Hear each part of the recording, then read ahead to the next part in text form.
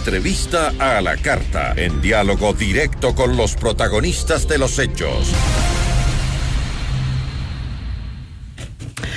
Nos acompaña a esta hora Edison Loaiza, abogado defensor de Jorge Glass. Doctor, ¿cómo está? Muy buenas tardes. Si me ayuda prendiendo, por favor, su micrófono, doctor, que lo tiene apagado. Buenas tardes, Gisela. ¿Cómo le va, doctor? Muchísimas gracias por acompañarnos. Hay algunas críticas a esta sentencia a favor de Jorge Glass, el haberle permitido la salida con este habeas corpus. Una de ellas critica su salida, dice si era posible o no otorgarle un habeas corpus en una localidad que no era donde estaba recluido Glass. Eso legalmente, dicen algunos expertos, no es posible. ¿Cómo se logró?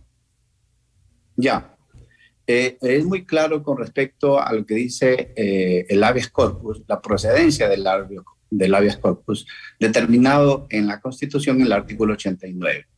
Así también el procedimiento de la Constitución, en cuanto se refiere a la seguridad jurídica del artículo 82 de esta Constitución, que es el aval del cumplimiento de todos los derechos establecidos en la Constitución para personas nacionales y extranjeras que se encuentran en el Estado ecuatoriano. Bien, sobre esta situación de la procedencia establece el procedimiento, la Ley Orgánica de Garantías Jurisdiccionales y Control Constitucional. En el artículo 44 de esta normativa establece que la acción de protección la puede presentar también como accionante cualquier persona que vulnere los derechos de cualquier otra persona. En este caso concreto del ingeniero Jorge David Glass Espinel, lo presentó esta persona que conocía con anterioridad sobre la situación de la grave situación médica que se encontraba el ingeniero. Al existir un último hecho violento de sangre en un centro de rehabilitación social del Turi de Cuenca, inmediatamente se dieron amotinamientos en los otros centros de rehabilitación social. Dentro de estos otros centros de rehabilitación social se encontraba el ingeniero Jorge Glass en el centro de La Tacunga. En el momento de este amotinamiento al ingeniero Jorge Glass lo sacaron de ese centro de rehabilitación social. Evacuaron a todos los funcionarios también de ese centro de rehabilitación social de La Tacunga. Es así que familiares de dichos centros, no solo de La Tacunga, del Turi, de Guayaquil, de otros centros de rehabilitación social, obviamente inmediatamente acudieron, porque como ya se encuentra registrado, ya existe lamentables historias desde el año pasado, hechos de sangre, decapitados. A ver, pero se pudo comprobar, doctor, se pudo comprobar que la integridad física... Concurren amigos para saber el paradero de las personas que se encuentran detenidas. En este caso, la ley orgánica dice que cuando no se conoce dónde se encuentra detenido, el accionante la puede presentar en el domicilio de él, o sea, en cualquier parte del país. Si conoce una persona que hay esta vulneración de los derechos, que él no se sabe el paradero por el grave estado de salud, lo pueden presentar en cualquier parte del país. En este caso, esta señorita que ha sido simpatizante, ha sido allegada a la familia, la presentó obviamente en la parroquia donde existe un juez multicompetente que... Ahora, ¿y cómo comprobó que la integridad física y psicológica de Glass se encontraba en peligro? Le genera una radicación de competencia. ¿Cómo lo comprobó? ¿Cómo comprobó la defensa de Glass que la integridad física y psicológica de este detenido, de Jorge Glass, se encontraba en peligro? A través de la audiencia, primero sobre el historial clínico que se agregó dentro de la demanda del habeas corpus. Y lo fundamental, y como prueba irrefutable, se presentó ante el juez constitucional las declaraciones de los jueces, de los señores médicos que fueron nombrados por el Ministerio de Salud Pública, como también médicos internacionales, porque existía desde el año pasado, resoluciones de de la Corte Interamericana de los Derechos Humanos como de la Mesa de Trabajo de la ONU. Y en estas recomendaciones que le hacía el Estado ecuatoriano a revisar el grave estado de salud del ingeniero Jorge Glass, le solicitaba al Estado ecuatoriano que la pena, se anticipe la libertad de la pena del ingeniero Jorge David Glass o se imita otras medidas no privativas de libertad. Estas resoluciones de organismos internacionales son vinculantes, exigibles para el Estado. Y eso lamentablemente no se ha cumplido desde el año pasado. Ya ahora, por la circunstancia que ha ocurrido de hecho de sangre, y al no saber obviamente el paradero del ingeniero a dónde lo trasladaron, se presentó ese habeas corpus, y lo que es todavía más claro, y la procedencia de la jurisdicción y la competencia del juez de la provincia de Santa Elena, como también la procedencia del habeas corpus en cuanto se refiere a que se desconocía el domicilio, fue la declaración que dio el mismo funcionario del SNAI como por delegación y delegación del señor director del Centro de Rehabilitación Social de la Tacunga, que lo dijo muy categóricamente ante el juez constitucional que efectivamente, ante el amotinamiento que existió, evacuaron a todos los funcionarios y dentro de esto lo sacaron al ingeniero Jorge Glass y donde se desconocía a qué centro lo ya iban me queda clarísimo a trasladar y si es que lo regresaron a pocas horas o lo regresaron al siguiente día luego que se controló el tema del amotinamiento. Ahí automáticamente ante el juez constitucional la parte pasiva de esta acción constitucional determinó que efectivamente ese hecho ocurrió. Ahora, doctor, hay otro cuestionamiento también que se ha registrado por parte de expertos en el tema que dicen que no se puede otorgar un habeas corpus cuando el recluso tiene, como Jorge Glass, 2 sentencias ejecutoriadas y todavía un proceso penal en trámite. Ya. Hay resoluciones de la Corte Constitucional, en este caso la resolución 017 del 2018, CC. Esta resolución estableció y generó ya una obligación para todos los jueces por país, porque se dio un habeas corpus. Primero, existió la presentación de un habeas corpus ante un juez, ante una sala, que fue negado. Hubo la apelación, fue negada. Luego le presentan una acción extraordinaria de protección y conoce y resuelve la Corte Constitucional. El Pleno de la Corte Constitucional estableció que efectivamente procede cuando una persona se encuentra cumpliendo la condena y se encuentra en riesgo su vida por situaciones graves de enfermedad, puede cumplir la condena fuera del centro de rehabilitación. Pero eso no sería más bien aplicable a la prelibertad, abogado. O sea, generación constitucional. Y este juez lo que tiene que hacer es eso, justamente lo mismo, porque son mandatorios. Pero, abogado, son resoluciones constitucionales mandatorias. Abogado, ahí no cabría mejor una prelibertad, no se estaría distorsionando el recurso del habeas corpus, ¿no hubiese sido mejor una prelibertad?